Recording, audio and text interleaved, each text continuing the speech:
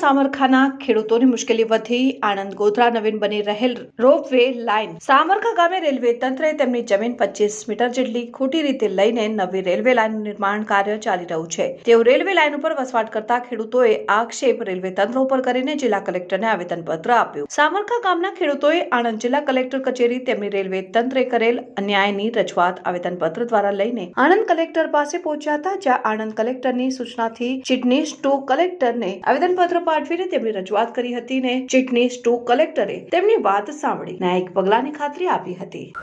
શું નામ છે?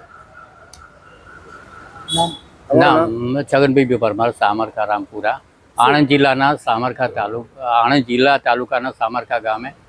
અમે રહીએ છીએ અને ત્યાંથી લગભગ અમે અમારા ખેતરોમાં સામરખાની સીમમાં રેલવે ફાટક ગેટ નંબર 7 આગળ અમે બધા રહીએ છીએ અને ત્યાં આગળ ખેતી કામકારી જીવન